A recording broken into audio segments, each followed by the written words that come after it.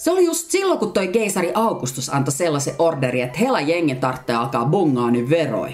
Tää oli eka verojuissu ja se sattui, kun sellainen karjo kuin Kyrenius oli Syyriassa bombchikana. Ja joka tyyppi dalsi oman stadinsa, että se nimi voitaisiin skrivaa veroprujuihin. Nekyä oli nöyrää porukkaa siellä suunnalla ja totteli hövelisti keisaria. Joka mies lähti talsiin justiinsa sille veronmaksupaikalle, mikä määrättiin. Semmottesta pienestä Nasaretin kaupungista jostain Galileasta ampas liikkeelle Joosefi ja se lähti vetelee kohti Betlehemiä, joka sijaitsee Juureassa. Tää Joosefi oli nää sukujaan raavireja ja Betlehemi oli raavirin sukukunnan nimikkokaupunki ja sitä varten se oli Joosefin veronmaksupaikka. Eihän se Joseppi yksinään lähtet hottuu, olha hänellä kerralla se pari. Hyö vielä ollut vihittykään, mut Mari jo varttu lasta. No, ikkä kun oli tulleet sin Betlehemiin, jo käykii niin, et lapsi alkoikin syntyä. Mari hää olki niin tehose, et vast vaikka ol morsi, niin hää pyöröhytti potra poika lapsi. Aiku olki napakka lapsi. No, ei oltsi mitään kangastakaan, mikään lieke no räsy.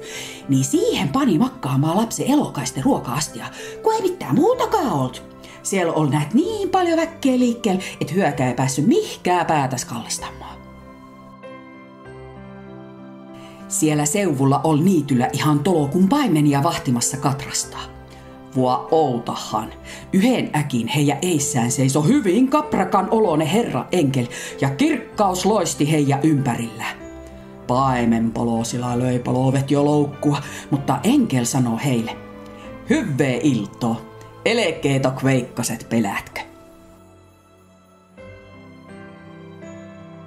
Jengiä pelotti ihan sikana ja ne oli ihan, että sos, mitä tää on? Mut enkeli sanoi, chillaa bro, OMG, ette ikinä arvaa. Nyt on sellainen common V-keissi, että teillä on syntynyt kingi, goat. Tää on selkeä sign, että tää minttiskidi GN eläinten safkapaikas käärittynä johonkin semihalpaan pampersiin.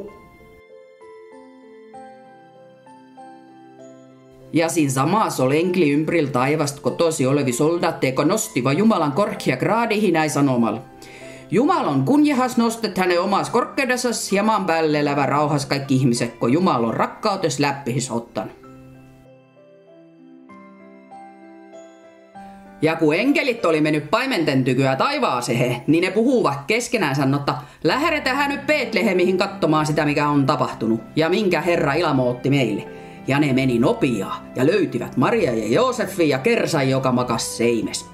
Ja kun ne oli tämän nähnyt, ilmootti ne sen sanan, joka niille oli puhuttu tästä kersasta. Ja kaikki jokkasen kuuli ihmetteli sitä, mitä paimenet niille kertoovat. Paimenet olivat kuin olis klapil päähän lyöty, mut Maria pani sydämessä piilon kaikki, mitä oli tapahtunut ja hunteeras sitä. Paimenet menivät takas kerol ja kiittivät ja ylistivät Jumalaa siitä, mitä olivat kuullut ja nähnyt. Kaik oli juuri niin kuin heille oli sanottu.